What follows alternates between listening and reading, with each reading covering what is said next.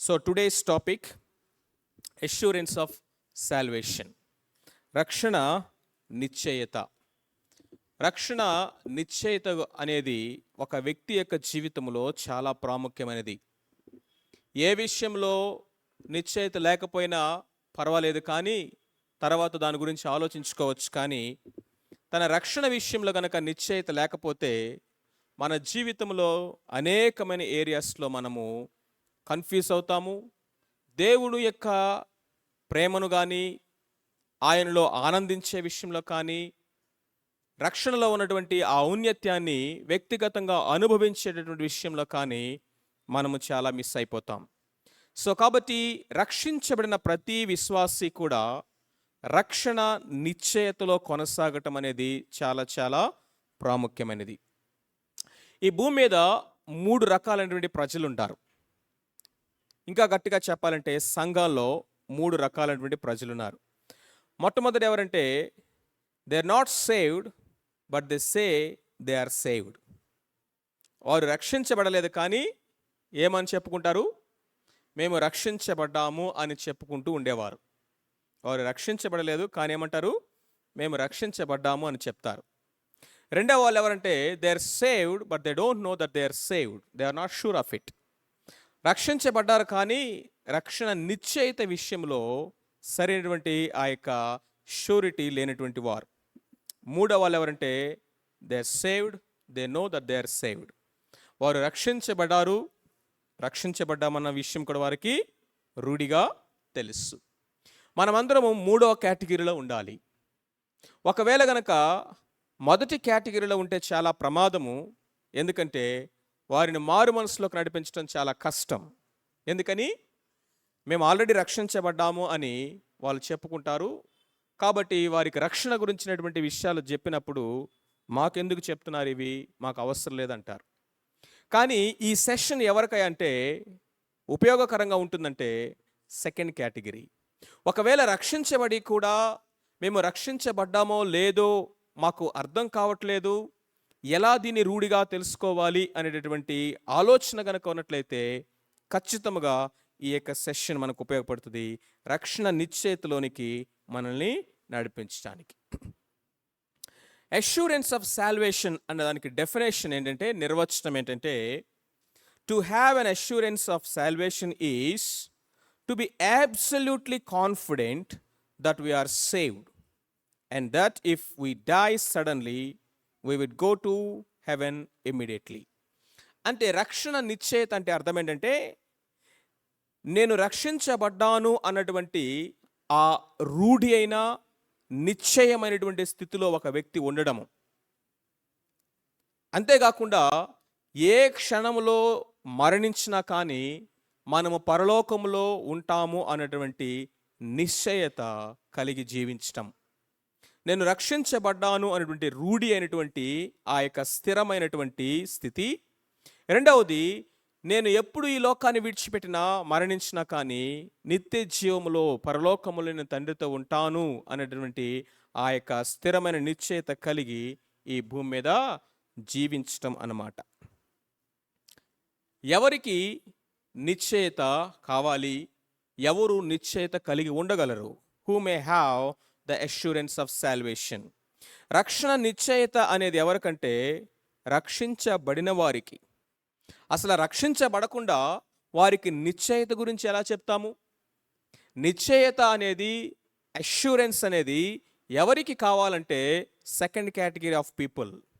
ఎవరైతే వారిలో రక్షణ కార్యము జరిగినా కానీ, వారికి ఉన్నటువంటి అపోహలను బట్టి కానీ, భయాలను బట్టి కానీ, వారికి ఉన్నటువంటి అవగాహన లోపాన్ని బట్టి కానీ, అనేక విధాల కారణాలను బట్టి నేను రక్షించబడ్డాను అన్నటువంటి నిశ్చయత నాకు లేదు అని ఎవరైతే చెప్తారో వారికే ఈ నిశ్చయత అనేటువంటి అష్యూరెన్స్ అనేది మనం చూస్తాం. So those who have accepted Jesus Christ as our personal saviour, Yesu Kristu ప్రభుని సొంత రక్షకుడిగా అంగీకరించినటువంటి వారికి.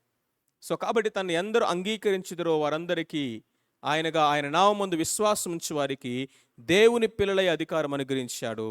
ఆయన మాట విని ఆయన పంపినటువంటి దేవుని యందు విశ్వాసం ఉంచిన వాడు నిత్య జీవము కలవాడని దేవుడు రూఢిగా చెప్తున్నాడు. So those who receive him, those who believe, ఆయనందు విశ్వాసం ఉంచిన వారు, ఆయనను అంగీకరించినటువంటి వారికి ఈ యొక్క రక్షణ నిశ్చయత అనేది ఖచ్చితంగా కావలసినది. అయితే ఎందుకని రక్షణ నిశ్చయత లేకుండా ఒక వ్యక్తి ఉంటూ ఉన్నాడు? కారణాలేంటి? Reasons for not having assurance. నిశ్చయత లేకపోవడానికి కారణాలేంటి? మొట్టమొదటిగా కనుక మనం చూసినట్లయితే it is the work of Satan. Work of Satan. అపవాది యొక్క కార్యం ఏంటో తెలుసా? వాడు మనల్ని మోసం చేయటము. వాడు మోసగాడు, డిసీవర్. వాడి పేరేంటి చెప్పండి? మోసగాడు. వాడు ఏం చేస్తాడంటే మనల్ని మోసం చేస్తాడు. ఎన్ని విధాలుగా మోసం చేస్తాడంటే 2 విధాలుగా మోసం చేస్తాడు. మొట్టమొదటిది, రక్షణ లేని వారికి నువ్వు రక్షించబడ్డావని మోసం చేస్తాడు. రక్షించబడిన వారిని నువ్వు రక్షించబడలేదు అని మోసం చేస్తాడు. ఈ రెండిట్లో కూడా వాడు అబద్ధం చెప్తాడనమాట. కానీ దేవుని యొక్క వాక్యం ఏం చెప్తుందంటే, you shawl know the truth and the truth will set you free. మీరు సత్యమును గ్రహిస్తారు, సత్యము మిమ్మల్ని స్వతంత్రులుగా చేస్తుంది. సో ఈ మోసము నుండి, సాతాను యొక్క అబద్ధాల నుండి, వాడు తీసుకొచ్చేటువంటి అపోహల నుండి మనము బయటపడాలి. దేవుడు మనకిచ్చినటువంటి ఆ రక్షణ భాగ్యాన్ని అనుభవించకుండా చేయడానికి, రక్షణ ఆనందాన్ని మన జీవితంలో మనం అనుభవించకుండా చేయడానికి, ఆ దేవునితో ఉన్నటువంటి ఆ సంబంధాన్ని, మాధుర్యాన్ని అనుదినము మనము ఆస్వాదించకుండా చేయడానికి, ఏదో ఒక భయములోనో, ఒక పిరికితనములోనో, ఒక అపోహలోనో, ఒక అబద్ధాన్ని నమ్మించి వాడు ఏం చేస్తాడంటే రక్షణలో ఉన్నటువంటి ఈ గొప్ప ఆ ఔన్నత్యాన్ని, ఆ స్థితి అంతటిని కూడా వాడు దొంగిలించేస్తాడు. That is his ultimate target.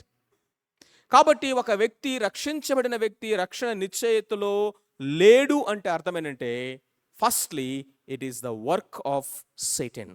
గుర్తుపెట్టుకోవాలి, అది సాతాను యొక్క కార్యము అది. రెండవది, రాంగ్ డాక్ట్రిన్స్. ఎక్కడో ఏదో ఒక చోట వారు రక్షణ సిద్ధాంతం విషయంలో ఉన్నటువంటి మూల సత్యంలో తప్పిపోయారు అని అర్థము. దేవుడు బయలుపరిచినటువంటి ఈ రక్షణ గురించినటువంటి సత్యం విషయంలో తప్పుడు బోధలు, అబద్ధ బోధలు, లేకపోతే వాక్యాన్ని వక్రీకరించినటువంటి బోధలు నమ్మారు. కాబట్టి ఇంకా ఏదో నేను చేయాలేమో, ఇంకా ఏదో నా స్థితిని నేను పొందుకోవాలేమో, ఇంకా నాలో రక్షణ కార్యము జరగలేదేమో, నేను చేసింది సరిపోదేమో, ఇంకా ఏమన్నా చేయాలేమో అనేటటువంటి క్రియా మూలమైనటువంటి రక్షణ బోధ ఉన్నది. ఆచార సంబంధమైనటువంటి రక్షణ బోధ ఉన్నది. పర్ఫెక్షనిజం అంటారు. నువ్వు సంపూర్ణుడిగా పాపాన్ని జయించకుండా, పాపమును జయించి పాపము చేయకుండా నువ్వు పరిపూర్ణుడు అయితేనే రక్షించబడినట్లు. ఇంకా నువ్వు పాపం చేస్తున్నావంటే రక్షించబడలేదని అర్థము. ఆ విధంగా బోధించేవాళ్ళు లేకపోలేదు. అర్థమవుతుందా? ఇదిగో నువ్వు బాప్తీసం తీసుకునే వరకు నీ రక్షణ కార్యం అనేది సంపూర్ణం కాలేదు, నువ్వు ఇంకా రక్షించబడలేదు అని కొత్తగా రక్షించబడిన విశ్వాసుల్ని కలవరపెట్టేటువంటి వాళ్ళు లేకపోలేదు. ఇంకా కొన్ని ఆర్డినేషన్స్ జరిగితే తప్ప నీకు రక్షణ జరగలేదు, రక్షణ కార్యం నీలో పరిపూర్ణం కాలేదు అని చెప్పేటటువంటి బోధలు లేకపోలేదు. ఇంకా కనుక మనం చూసినట్లయితే అనేక రకాలైనటువంటి ఆచార వ్యవహారాలన్నింటిలో కూడా నువ్వు ఒక స్థాయికి వెళితేనే అప్పుడు నువ్వు రక్షణ పొందినట్లు. నీ రక్షణలో ఇదిగో నువ్వు ఒక స్థాయి నుంచి ఇంకొక స్థాయికి వెళ్ళాలంటే 2-3 స్థాయిలు ఉన్నాయి. నువ్వు భాషలు మాట్లాడాలి, పరిశుద్ధాత్మ అభిషేకం నీకు కావాలి. అది జరిగే వరకు నీ రక్షణలో నువ్వు పరిపూర్ణతలోనికి అప్పుడే వెళ్ళలేదు.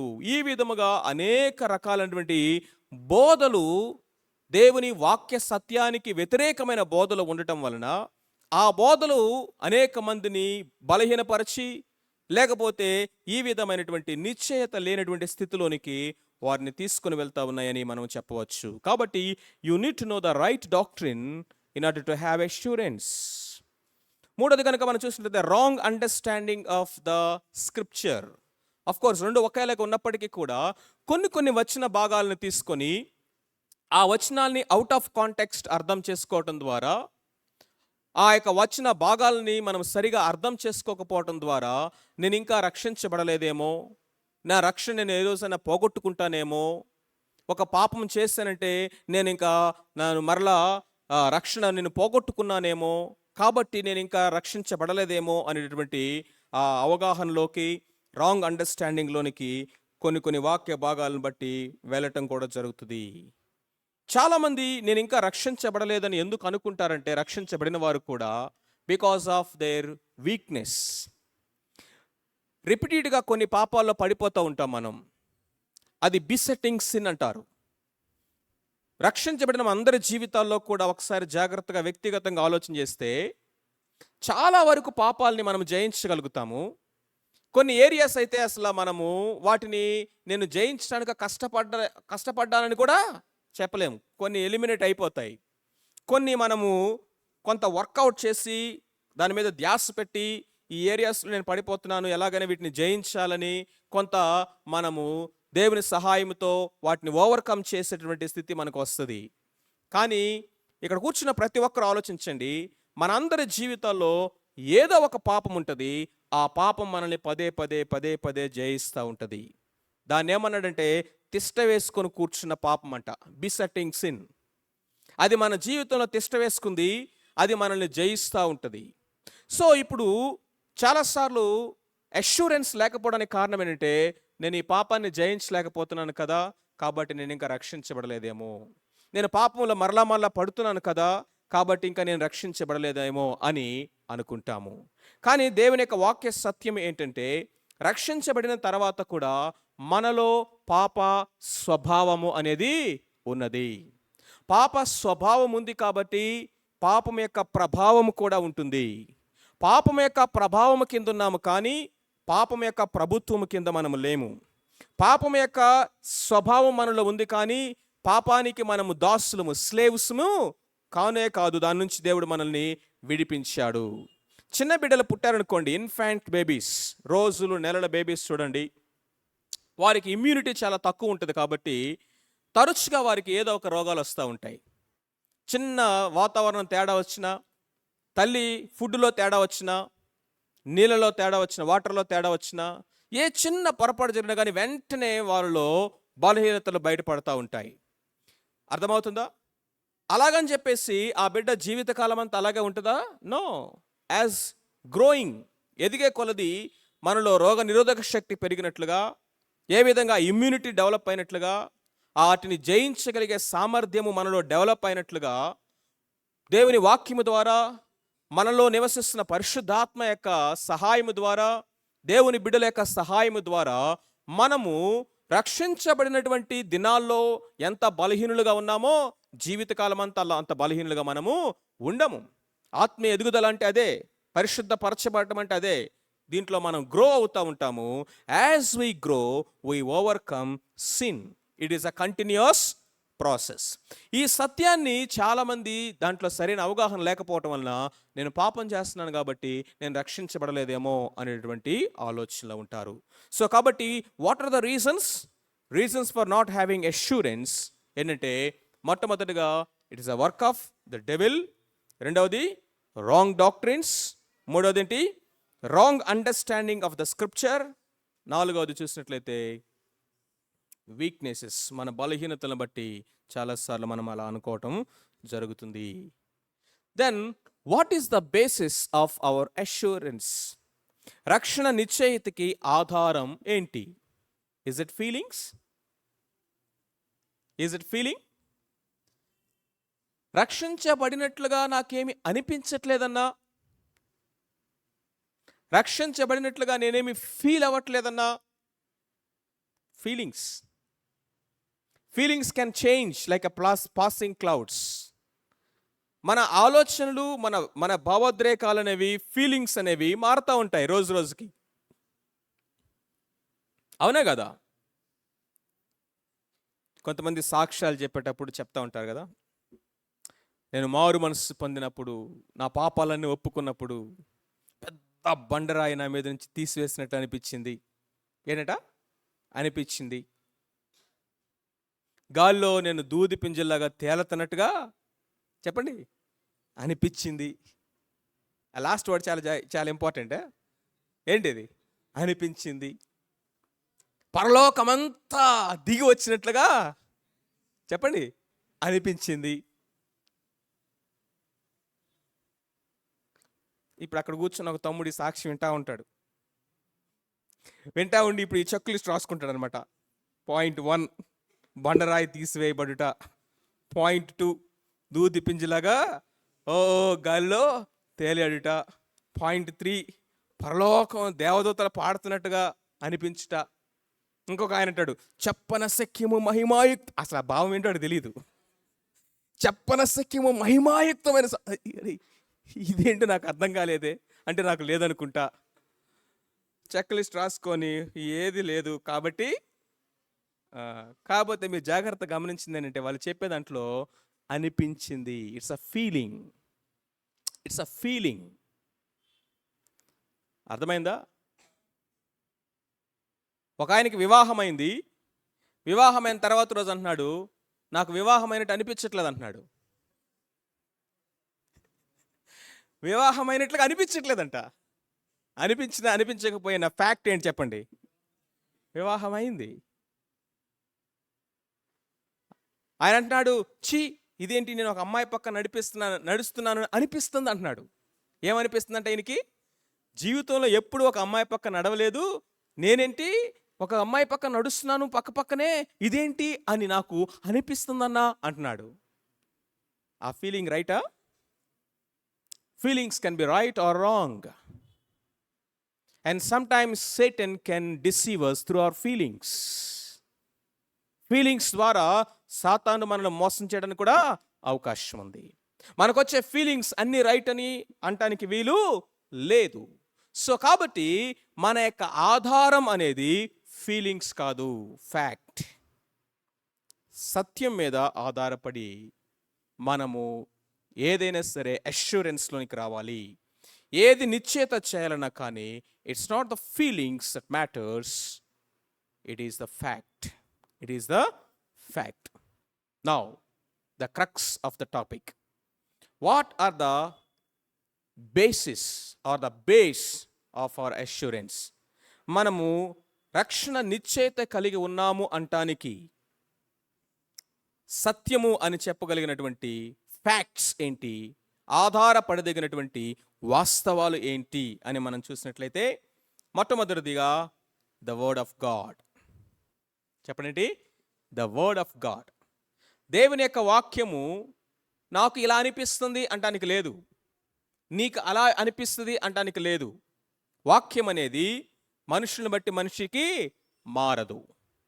మారనటువంటి నిశ్చలమైన శాశ్వతమైనటువంటి వాక్యం మీద మనము ఆధారపడాలి. సో ఒక వ్యక్తి నేను రక్షించబడ్డానా లేదా అనేటువంటి నిశ్చయత దేని ఆధారంగా మనం తీసుకోవాలంటే చెప్పండి, దేవుని యొక్క వాక్యము, వర్డ్ ఆఫ్ గాడ్. సో దేవుని యొక్క వాక్యం ఏం సెలవిస్తుంది? 1 యోహాను పత్రిక 1వ అధ్యాయం 9వ వచనంలో మనం చూసినట్లయితే మన పాపములను మనము ఒప్పుకొనిడలా ఆయన నమ్మదగిన వాడును నీతిమంతుడును గనక ఆయన ఏం చేస్తాడా? మన పాపములను క్షమించి సమస్త దుర్నీతి నుంచి మనల్ని పవిత్రులుగా చేయను. దేవుని వాక్యం ఇది. ఇక్కడ 2 బాధ్యతలు కనిపిస్తూ ఉన్నాయి. ఒకటి మన బాధ్యత, మనం చేయాల్సిన పని ఏంటి? మన పాపములు మనము ఒప్పుకొనిడలా, అది నువ్వు చేయాల్సిన పని.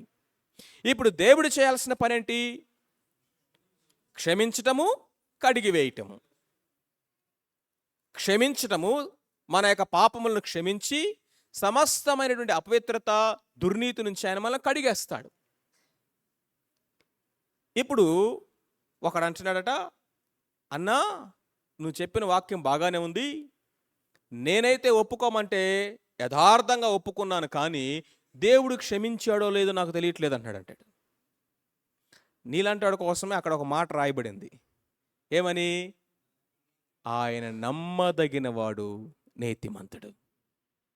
ఆయన నమ్మదగినవాడు, నీకంటే నమ్మదగినవాడు. మనము నమ్మదగిన వారమైనను ఆయన నమ్మదగిన దేవుడు. నమ్మదగిన దేవుడిచ్చిన వాగ్దానం ఏంటంటే నువ్వు ఒప్పుకున్నట్లయితే నేను నిన్ను క్షమిస్తాను, సమస్త దుర్నీతి నుంచి కడిగి పవిత్రపరుస్తాను. సో ఇప్పుడు నాకు ఆధారం ఏంటి? నేను చేయాల్సిన పని నేను చేశాను కాబట్టి ఖచ్చితంగా ఆయన చేయాల్సిన పని ఆయన చేశాడు. చేస్తాడు కాదు, చేశాడు. ఆయన నా పాపములు క్షమించాడు. ఆయన నా దుర్నీతిని కడిగి ఆయన నా రికార్డు మొత్తం ఏం చేశాడు? ఎంప్టీ చేసి పడేశాడు. కారణం ఏంటి అంటే అబద్ధం ఆడనేరని దేవుడి యొక్క వాక్యము. తప్పిపోవడానికి అవకాశం లేనటువంటి దేవుని వాక్యమే ఆధారం. దేవుని వాక్యమే సెలవిస్తుంది. దేవుని వాక్యం ఒకరికి అప్లై, ఇంకొకరికి నాట్ అప్లై అన్నట్టుగా ఉండదు. Universally applicable. God's word is not selective applicable, but it is universally applicable. ఆయన చెప్పాడు, ఖచ్చితంగా ఇది జరుగుతుంది. సో దేవుని యొక్క వాక్యాన్ని ఉన్నది ఉన్నట్లుగా మనము నమ్మడం. చూడండి, మనం కనుక చూసినట్లయితే 1 యోహాను పత్రిక 5వ అధ్యాయము 10వ వచనం చూడండి. 1 యోహాను పత్రిక 5వ అధ్యాయము 10వ వచనంలో కనుక మనం చూసినట్లయితే, దేవుని కుమారుని యందు విశ్వాసం ఉంచువాడు తనలోనే ఈ సాక్ష్యము కలిగి ఉన్నాడు. ఎక్కడంట? తన లోపలే ఈ సాక్ష్యం కలిగి ఉన్నాడు. దేవుని నమ్మనివాడు ఆయన తన కుమారుని గూర్చి ఇచ్చిన సాక్ష్యము నమ్మలేదు గనుక అతడు దేవుని అబద్ధికును చేసిన వాడే. దేవుడు అంటున్నాడు, ఇదిగో నువ్వు నీ పాపాలు ఒప్పుకుంటే నేను క్షమించాను అని చెప్తే, ఆయన నీ యొక్క రక్షణ గురించినటువంటి, క్షమాపణ గురించినటువంటి సాక్ష్యం ఆయనే ఇస్తా ఉంటే, నేను నమ్మను నిన్ను అంటే ఏంటి దాని అర్థం? నువ్వు అబద్ధం ఆడుతున్నావు అని అర్థము. కానీ ఎవరైతే దేవుని కుమారుని విశ్వాసం ఉంచినాడో వానిలోనే ఏమందట? ఆ సాక్ష్యము కలిగి ఉన్నాడు. ఇంటర్నల్ విట్నెస్ అనేది రెండవదిగా మనం చూస్తాం. మొట్టమొదటిగా దేవుని యొక్క వాక్య సాక్ష్యం. 13వ వచనం చూడండి. దేవుని కుమారుని నామమందు విశ్వాసం ఉంచు మీరు నిత్య జీవము కలవారిని తెలుసుకున్నట్లు నేను ఈ సంగతులు మీకు వ్రాయిచున్నాను. విశ్వాసం ఉంచిన నీవు, ఆయన స్వీకరించిన నీవు, నీ పాపములు ఒప్పుకొనినటువంటి నీవు వాక్యం ఇస్తున్నటువంటి సాక్ష్యము. దేవుని వాక్య ఆధారముగా మన రూఢిగా తెలుసుకోవాలి. కొన్నిసార్లు మనకి వాక్యం చదువుతున్నా కానీ, అన్న దేవుని వాక్యం చదువుతున్నాను కానీ నాకు దేవుడు మాట్లాడినట్లుగా నాకు అనిపించట్లేదు. అది కూడా ఏంటి? ఫీలింగే.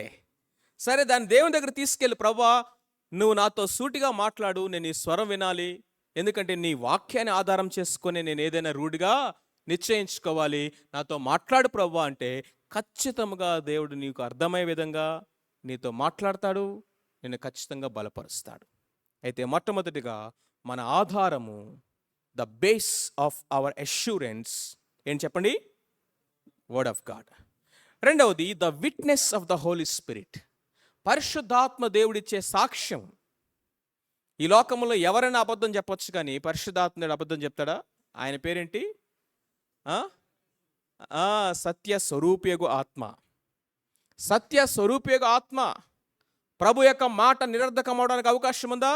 లేదు. ఎందుకని? ఆయన సత్యవంతుడు కాబట్టి దేవుని యొక్క ఆత్మ యొక్క సాక్ష్యము మనం చూసినట్లయితే రోమీయులకు రాసిన పత్రిక 8వ అధ్యాయము 26వ వచనంలో అక్కడ దేవుని ఆత్మ సాక్ష్యం ఇచ్చటం మనం చూస్తాం. చూడండి, రోమీయులకు రాసిన పత్రిక 8వ అధ్యాయము 26వ వచనం.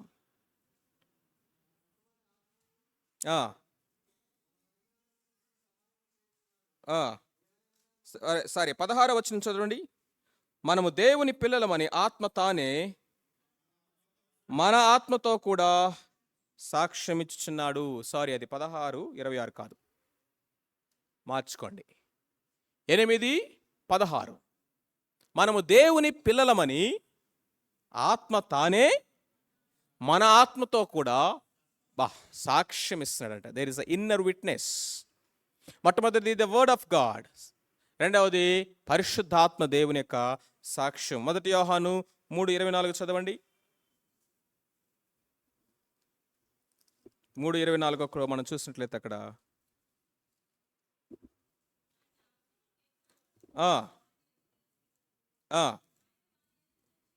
ఆయన వాని యందు నిలిచి ఉండును, ఆయన మనయందు నిలిచి ఉన్నాడని,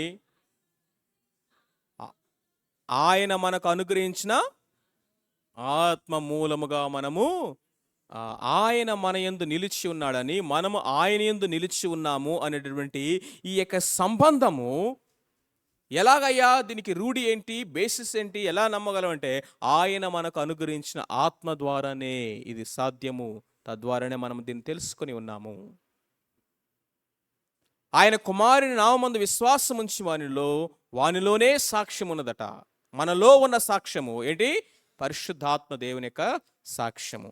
మన చేతిలో ఉన్న సాక్ష్యము, మన హృదయంలో ఉన్న సాక్ష్యం ఏంటి? దేవుని యొక్క వాక్యము ఇచ్చేటటువంటి సాక్ష్యము. మూడోదిగా కనుక మనం చూసినట్లయితే the work of Jesus Christ. The work of Jesus Christ are the words of Jesus Christ. Yesu Kristu ప్రభువారు చేసి ముగించినటువంటి సిలువ కార్యము.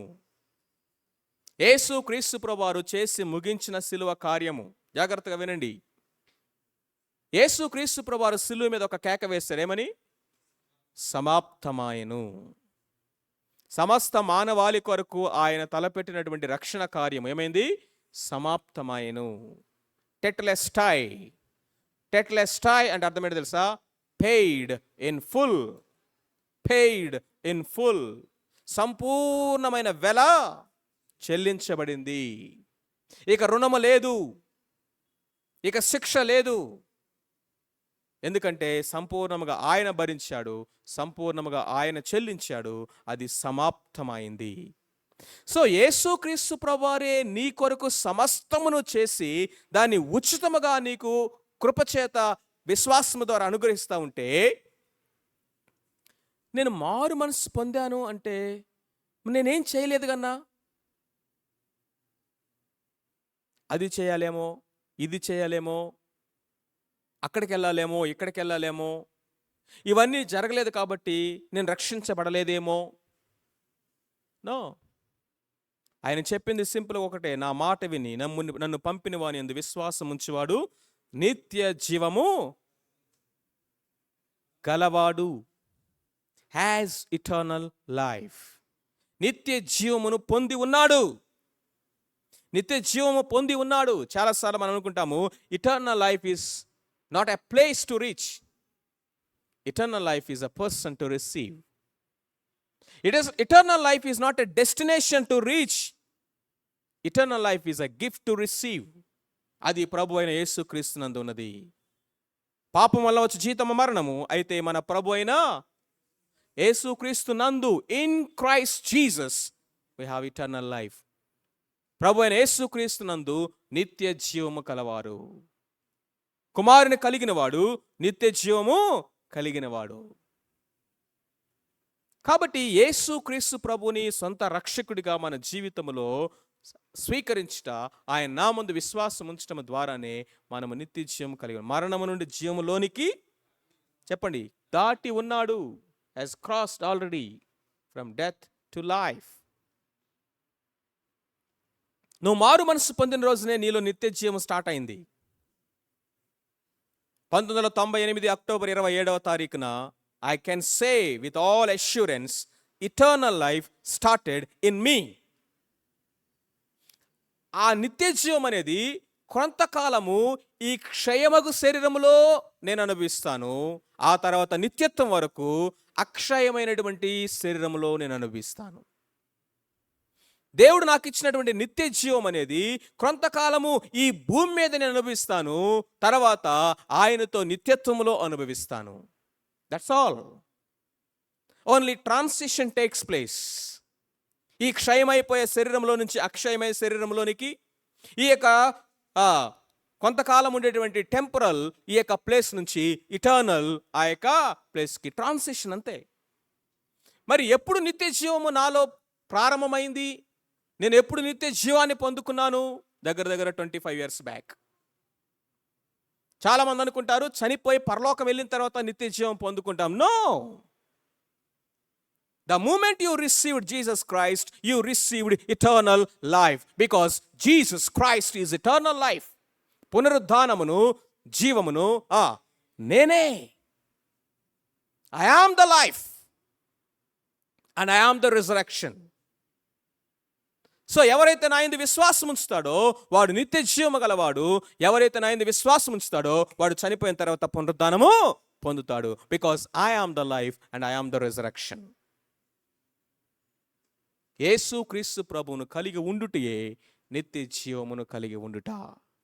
ఈ మూలమైనటువంటి సత్యాన్ని మనం అర్థం చేసుకోవాలి. లోకములో ఉన్నటువంటి అవగాహన ఏంటంటే నిత్య జీవము, మోక్షము, స్వర్గము అనేది చనిపోయిన తర్వాత మనం అటైన్ చేసేది అంటారు, పొందుకోబోయేది అంటారు. No no no no no, it is not after death. It is when we live on this earth, we enjoy, we experience eternal life. That is salvation. అంత గొప్ప రక్షణ ఇది. మన రక్షణ అనేది భవిష్యత్తు కాలానికి సంబంధించినది, ప్రస్తుత కాలానికి సంబంధించినది, భూతకాలానికి సంబంధించినది.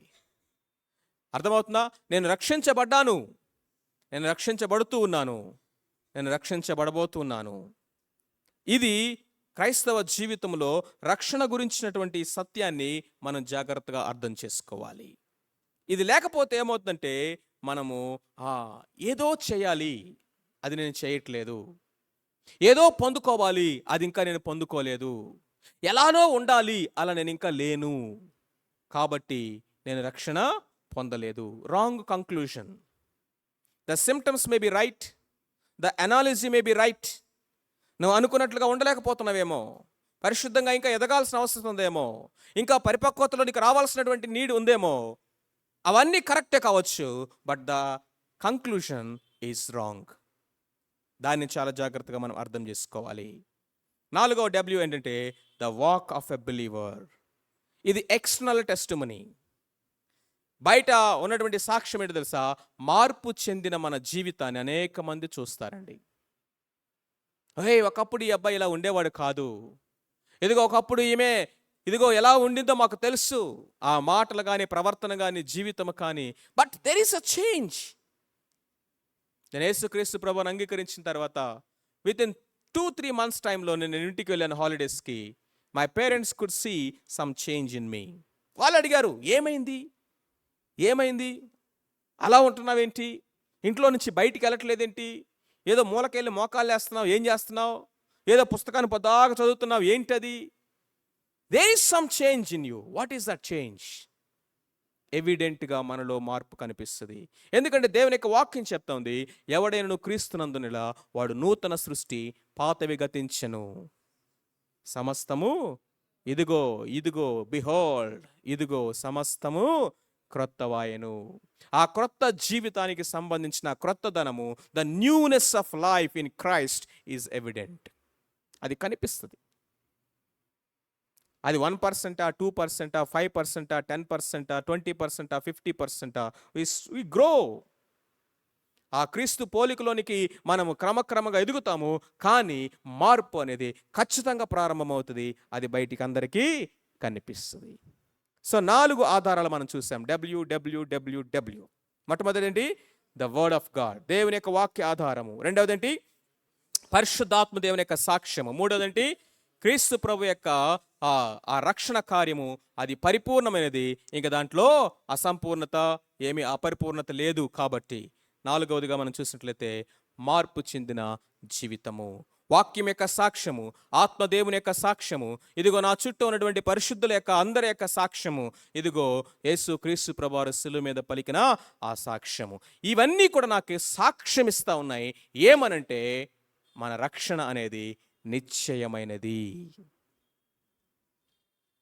సో నువ్వు మారు మనసు పొందేవా లేదా అంటే, నాకు అలా అనిపించింది, ఇలా అనిపించింది అని ఇంక నువ్వు మాట్లాడకూడదు. వాక్యం ఎలా చెప్తా ఉంది, ఈ వాక్య ఆధారముగా నేను చెప్పగలను. నా అంతరంగములోనే సాక్ష్యం ఉన్నది, నేను దేవుని బిడ్డనని.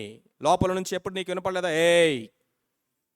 నువ్వు దేవుని బిడ్డవు కదా, ఎందుకు ఇలా చేస్తున్నావు, ఎందుకు అవి చూస్తున్నావు, ఎందుకు అలా ప్రవర్తిస్తా ఉన్నావు అని ఎవరో నిన్ను గద్దించినట్లుగా, ఎవరో నీతో మాట్లాడుతున్నట్టుగా లోపల నువ్వు ఎప్పుడో స్వరం వినలేదా?